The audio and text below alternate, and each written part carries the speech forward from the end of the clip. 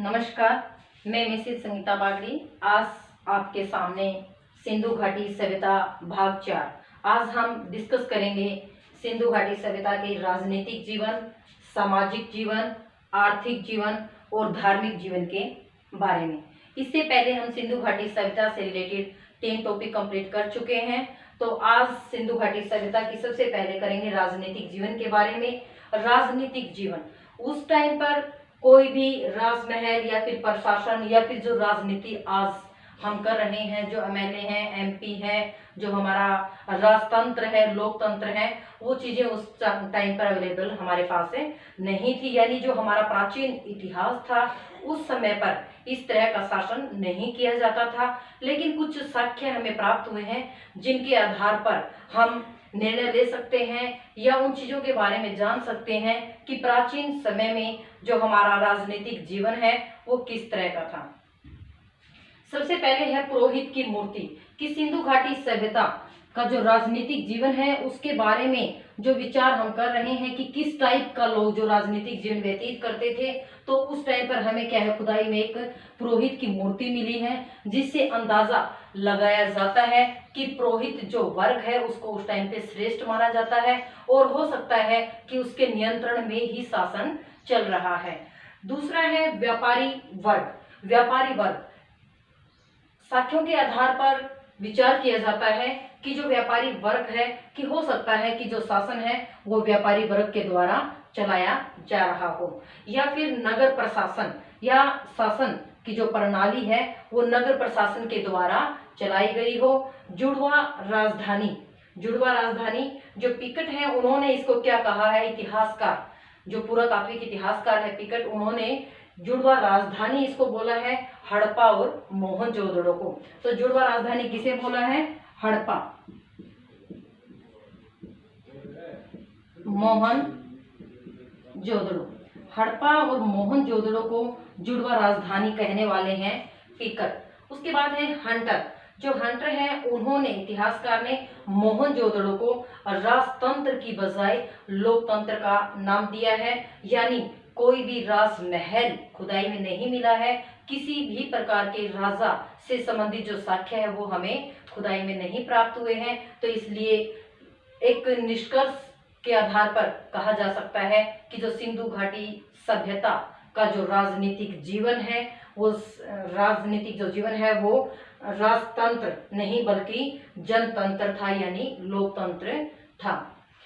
तो सिंधु घाटी सभ्यता के राजनीतिक जीवन के बारे में जो इम्पोर्टेंट पॉइंट है एक बार दोबारा से रिकॉल करते हैं। सबसे पहला था कि पुरोहित की जो मूर्ति है वो हमें वहां पर मिली है। व्यापारी वर्ग या फिर नगर प्रशासन का अंदाजा लगाया जाता है कि या तो व्यापारी उस टाइम पे व्यापार कर रहे थे या फिर जो नगर का जो प्रशासन है वो इस तरीके से चलाया जाता था। इसे जुड़वा राजधानी कहा गया है, हड़प्पा और मोहनजोदड़ो को। ये इस टाइप के क्वेश्चन आपसे पूछे जा सकते हैं कि जुड़वा राजधानी किसने कहा इसको, तो जुड़वा राजधानी कहा पिकट ने। उसके बाद है हंटर। हंटर ने मोहनजोदड़ो को राजतंत्र की बजाय लोकतंत्र कहना ज्यादा उचित समझा, क्योंकि उस टाइम पर किसी भी प्रकार के किसी राजा के साक्ष्य हमें प्राप्त नहीं हुए हैं और ना ही खुदाई में कोई राजमहल हमें मिला है। तो इसलिए अंदाजा लगाया जाता है, कोई भी ऐसे साक्ष्य हमारे पास उपलब्ध नहीं है कि जिसके आधार पर हम 100% ये कह सके कि उस टाइम पे किस प्रकार का शासन था। सिर्फ एक अंदाजे के हिसाब से कहा जा सकता है कि उस टाइम पर लोकतांत्रिक शासन प्रणाली थी। दूसरा है हमारा सामाजिक जीवन। सामाजिक जीवन, सबसे पहले तो आपको ये पता होना चाहिए कि आखिर सामाजिक जीवन होता क्या है। सामाजिक, मनुष्य जिस समाज के अंदर रहता है, मनुष्य जिस समाज के दायरे के अंदर रहता है ये हमारा समाज है। हम यहाँ पर विद्यमान है, यहाँ हम रहते हैं, हमारे चारों ओर जो हमारा घर परिवार है, हमारा जो गांव है, हमारा जो शासन है, हमारी जो रीतियां हैं, हमारा जो धर्म है, हमारा चारों तरफ का जो इन्वायरमेंट है, जो वातावरण है, वो सारी चीजें जब ये सारा कुछ मिलकर एक समाज का निर्माण करता है तो मनुष्य किस प्रकार का सामाजिक जीवन उस टाइम पर व्यतीत करता था, तो उसके बारे में हम विचार करते हैं। तो खुदाई के अंदर कुछ साक्ष्य हमें प्राप्त हुए हैं। मातृसत्तात्मक इकाई, यानी जैसे आज हमारा जो समाज है वो पितृस्थात्मक है, यानी जो पिता है वो पुरुष क्या है, समाज हमारा पुरुष प्रधान है। परिवार की वंश जो प्रणाली है अब पिता के नाम पे चलती है, लेकिन उस टाइम पे क्या था, जो परिवार की जो इकाई थी वो क्या थी, मातृसत्तात्मक थी, यानी माता का ही सत्ता के अंदर क्या है, अधितव था, माता को ही श्रेष्ठ माना जाता था, और उसी के आधार पर जो वंश प्रणाली है वो क्या थी, उपलब्ध थी। दूसरा है समाज की छोटी इकाई परिवार, यानी समाज की प्राचीन समय से लेके और आज तक हमारे समाज की जो सबसे छोटी इकाई है वो क्या है, परिवार है। एक परिवार से धीरे धीरे जब एक पूरे कुनबे का निर्माण होता है, उसके बाद फिर एक गांव का, गांव के बाद आपको पता है कि धीरे धीरे करते करते कैसे हम एक जिले में, एक तहसील में, एक राज्य में और फिर एक पूरे देश में कन्वर्ट हो जाते हैं। तो सबसे पहली जो परिवार की इकाई थी वो थी परिवार। समाज के अंदर वर्ण व्यवस्था के किसी भी प्रकार के साक्ष्य हमें उस टाइम पर नहीं मिलते, यानी समाज के अंदर वर्ण व्यवस्था नहीं थी। अलग अलग वर्ग थे जो अपना अपना काम करते थे, लेकिन किसी वर्ण व्यवस्था के आधार पर उनको किसी तरीके से बांटा नहीं गया था। उस टाइम पर जो इंसान है वो शाकाहारी भी था, मनुष्य मांसाहारी भी था। शाकाहारी भी था, मांसाहारी भी। शाकाहारी का हमें कैसे पता चलता है, क्योंकि हमें चावल, गेहूं, जौ, ये जो साक्ष्य हैं हमें प्राप्त हुए हैं। उस टाइम पर मनुष्य क्या है, इनका प्रयोग करता था अपना पेट भरने के लिए। और मांसाहारी क्योंकि जो मछली का जो कांटा है वो वहां पर क्या है, वो मिला है, क्योंकि जब खुदाई की थी तो उस टाइम पर जो रसोई घर थे, उन रसोई घर के अंदर क्या है, मछली के अवशेष हमें प्राप्त हुए हैं। तो इस निष्कर्ष पर हम कह सकते हैं कि मनुष्य शाकाहारी और मांसाहारी दोनों प्रकार का भोजन करता था। आभूषण, आभूषण चनहुदड़ों से कल हमने डिस्कस किया था कि चनहुदड़ों से खुदाई में जो श्रृंगार का जो बॉक्स है वो मिला है। एक औरत जो अपना श्रृंगार करने के लिए बिंदी, लिपस्टिक जो चीजें यूज करती हैं वो सारी चीजें क्या है, हमें खुदाई में मिली थी। यानी कहने का तात्पर्य यही है कि उस टाइम पर भी जो आभूषण है वो डाले जाते थे, श्रृंगार किया जाता था। जो वस्त्र हैं, सूती, ऊनी, दोनों टाइप के जो वस्त्र हैं वो डाले जाते थे, क्योंकि लोथल से हमें कपास के जो साक्ष्य प्राप्त हुए हैं उसे अंदाजा लगाया जा सकता है कि उस टाइम पर लोगों ने कपड़ा बनाना सीख लिया था। उसके बाद है पाशा खेलना, नृत्य गान, शिकार करना और पशुओं को लड़ाना। ये थे उस टाइम पर क्या, मनोरंजन के साधन, मनोरंजन के साधन थे। सामाजिक जीवन, मनुष्य जब समाज के अंदर जीवन व्यतीत करता है तो वो अपना मनोरंजन भी करता है, क्योंकि हर इंसान को जब भी वो फ्री होता है तो टाइम पास करने के लिए मनोरंजन बहुत जरूरी है। आज हम टेलीविजन देख लेते हैं, फोन पर यूट्यूब देख लेते हैं, बहुत सारी चीजें हैं आज हमारे पास जिनकी वजह से हम अपना मनोरंजन करते हैं, लेकिन उस टाइम पर ये सारी चीजें हमारे पास उपलब्ध नहीं थी। तो मनुष्य अपना टाइम पास कैसे करता था, अपना मनोरंजन कैसे करता था, पासा खेलता था, नृत्य गान को बहुत ज्यादा महत्व दिया जाता था, शिकार करता था और पशुओं को आपस में क्या करता था, आपस में पशुओं की लड़ाई करवाता था, ताकि उन सब क्रियाओं को देखते हुए उनका मनोरंजन हो। तो नेक्स्ट है आर्थिक जीवन। तो आर्थिक जीवन, अर्थ का मतलब क्या होता है, यानी धन से संबंधित। अब मनुष्य जब एक स्थायी रूप से जीवन व्यतीत करने लगा है, कृषि करने लगा है, जब वो कृषि कर रहा है सबसे पहले वो अपना पेट भरने के लिए कुछ करता है, उसके बाद जो चीजें उसके बाद एक्स्ट्रा, उसके पास जो चीजें एक्स्ट्रा हो जाती है, फिर वो क्या करता है कि हर चीज हर इंसान के पास उपलब्ध नहीं होती, तो वो उन वस्तुओं का क्या करता है, आदान प्रदान करता है। उस टाइम पर मोहरे यानी जो सिक्के जो आज चले हुए हैं वो उपलब्ध नहीं थे, और मनुष्य ने क्या किया था, वस्तुओं का आदान प्रदान किया था। तो सबसे पहले आर्थिक जीवन में हम पढ़ेंगे कृषि।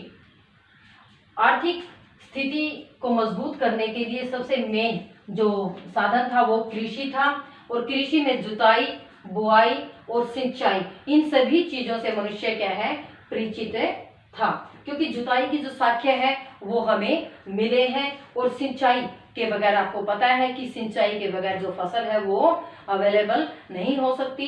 तो इन सभी चीजों से जो मनुष्य है उस टाइम पर परिचित था।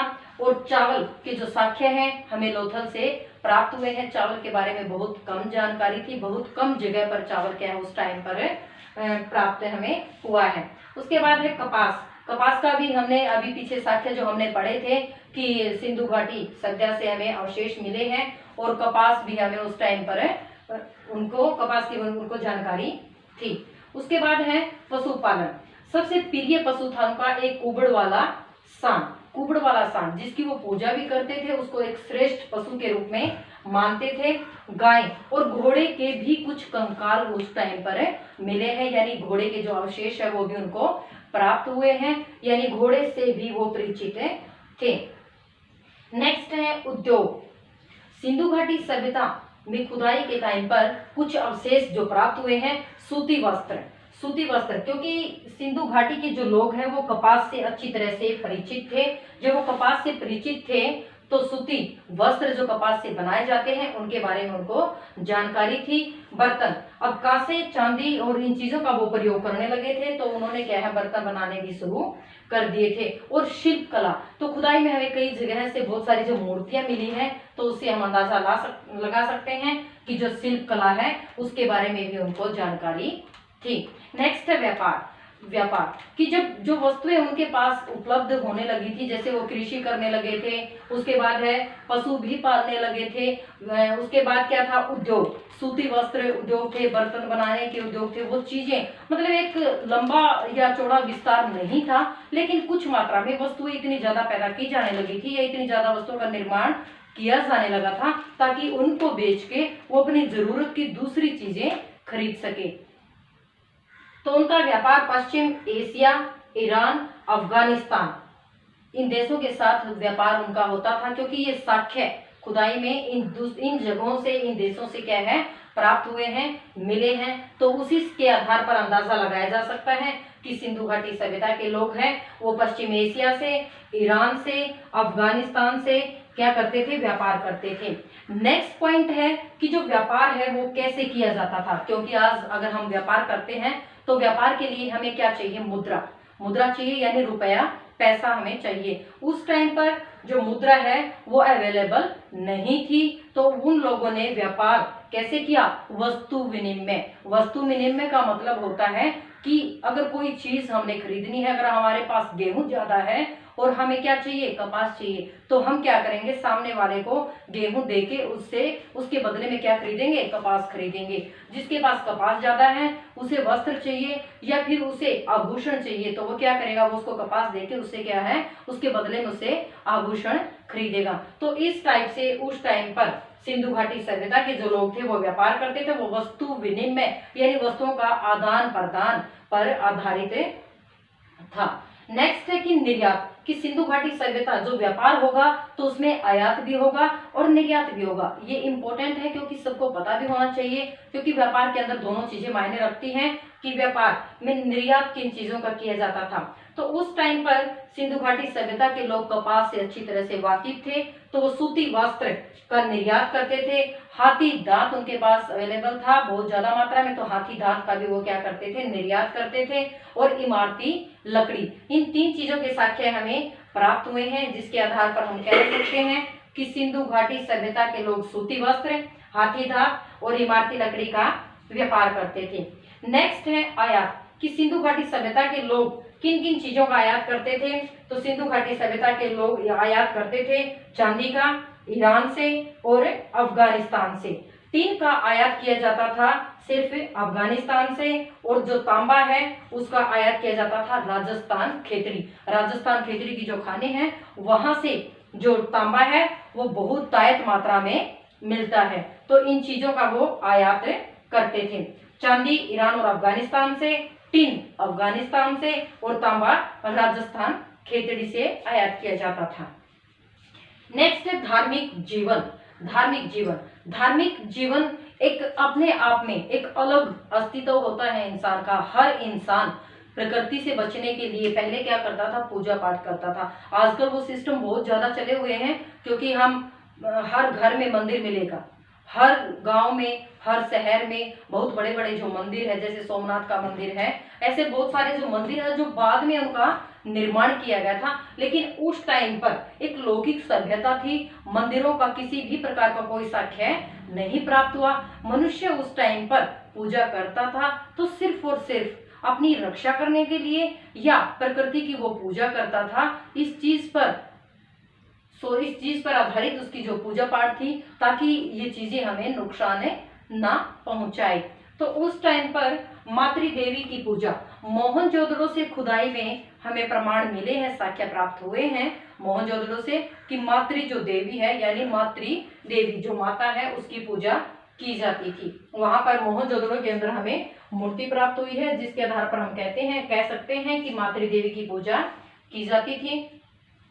नेक्स्ट है उर्वरता देवी। उर्वरता देवी यानी पृथ्वी देवी। उर्वरता क्या होती है? जब पृथ्वी के गर्भ के अंदर या मिट्टी के अंदर जब हम बीज डालते हैं और बीज डालने के बाद मिट्टी के अंदर जब बीज डालते हैं और बीज डालने के बाद जब वो बीज एक पौधे का रूप ले लेता है तो उसे क्या कहते हैं? उर्वरता। तो उर्वरता जो एक औरत की जो मूर्ति है, एक स्त्री की जो मूर्ति है वो दिखाई गई है और उस स्त्री के गर्भ से एक पौधा निकलता हुआ प्रतीत होता है। तो इसका मतलब है कि सिंधु घाटी सभ्यता के लोग मातृ देवी यानी उर्वरता देवी, पृथ्वी देवी की भी पूजा करते थे कि अगर पृथ्वी देवी की हम पूजा नहीं करेंगे तो पृथ्वी देवी हमसे नाराज हो जाएगी और उर्वरता की जो देवी है अगर वो हमसे नाराज हो गई तो फिर हमें अन्न और धन नहीं प्राप्त होगा। पृथ्वी देवी के जो साक्ष्य है वो हमें हड़प्पा से खुदाई में प्राप्त हुए हैं।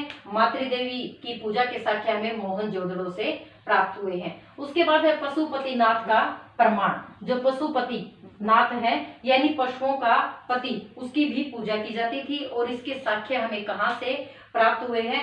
तो इस सिंधु घाटी सभ्यता में खुदाई के टाइम पर एक मोहर मिली है और उस मोहर के ऊपर एक मोहर मिली है। उस मोहर के ऊपर बीच में एक पशु को बैठा हुआ दिखाया गया है और उस पशु के चारों तरफ बहुत सारे जो अन्य पशु है वो बैठे हुए प्रतीत होते हैं। तो इसी साक्ष्य के आधार पर अंदाजा लगाया जाता है कि सिंधु घाटी सभ्यता के लोग पशुपति की पूजा करते थे। नाग पूजा, लिंग और योनि की पूजा और स्वस्तिक जो चिन्ह है उसकी पूजा भी उस टाइम पर की जाती थी। ये साक्ष्य भी हमें खुदाई में प्राप्त हुए हैं। अग्नि कुंड के प्रमाण 2-3 जगह से हमने कल पढ़ा भी था कि हमें अग्नि कुंड जो मिला है। अग्नि कुंड का मतलब यानी उस टाइम पर भी लोग यज्ञ या हवन करते थे और हमें उसके प्रमाण मिले हैं। लोथल और कालीबंगा में वृक्ष और पशु पूजा के प्रमाण भी प्रतीत हुए हैं। तो अभी हमने किया है सिंधु घाटी सभ्यता भाग 4। सिंधु घाटी सभ्यता भाग 4 में हमने सिंधु घाटी सभ्यता के राजनीतिक जीवन, सामाजिक जीवन, आर्थिक जीवन और धार्मिक जीवन के बारे में पढ़ा है। और राजनीतिक जीवन यानी जो शासन था वो सिर्फ लोकतंत्र पर आधारित था और राजतंत्र के किसी प्रकार के कोई साक्ष्य प्राप्त नहीं होते, ना कोई राजमहल था, ना किसी राजा के साक्ष्य हमें प्राप्त हुए। सामाजिक जीवन में इंपॉर्टेंट चीजें क्या है कि जो परिवार है वो मातृ सत्तात्मक था। समाज की सबसे छोटी इकाई परिवार थी। मनुष्य शाकाहारी और मांसाहारी दोनों टाइप का भोजन करता था और आभूषण, सूती वस्त्र, ऊनी वस्त्र, इन सारी चीजों के बारे में उसे ज्ञान था। पासा खेलना, नृत्य करना, शिकार करना, इन सारी चीजों से मनुष्य अपना मनोरंजन करता था। आर्थिक जीवन में आता है कृषि, पशुपालन, उद्योग और व्यापार। जुताई, बुआई, सिंचाई सभी चीजों का उसे पता था। प्रिय पशु उसका कुबड़ वाला सांड था। गाय और घोड़े के अवशेष भी हमें उस टाइम पर प्राप्त हुए हैं। उद्योग, सूती वस्त्र, बर्तन, इन चीजों के उद्योग भी उस टाइम पर थे। शिल्प कला का मनुष्य को ज्ञान था क्योंकि बहुत सारी जो मूर्तियां हैं, चित्रकलाएं हैं उस टाइम पर हमें प्राप्त हुई हैं। व्यापार एशिया, ईरान, अफ्रीका, अफगानिस्तान के साथ व्यापार किया जाता था। निर्यात और आयात, सूती वस्त्र, हाथी दांत और इमारती लकड़ी का निर्यात करता था और आयात क्या करता था? चांदी ईरान से, टिन अफगानिस्तान से और तांबा राजस्थान खेतड़ी की खानों से प्राप्त करता था। धार्मिक जीवन में क्या था कि मातृ देवी की पूजा की जाती थी, पृथ्वी देवी की पूजा की जाती थी। लिंग, योनि और जो स्वस्तिक चिन्ह जिसको आज भी हम बहुत शुभ मानते हैं, हर शादी विवाह में हम क्या करते हैं? स्वस्तिक चिन्ह अपने घरों पे बनाते हैं। तो वो स्वस्तिक चिन्ह उस टाइम पर भी माना जाता था, उसकी पूजा की जाती थी। अग्निकुंड के प्रमाण भी हमें प्राप्त हुए हैं। तो आज के लिए बस इतना ही। नेक्स्ट फिर मिलेंगे अगली वीडियो के साथ।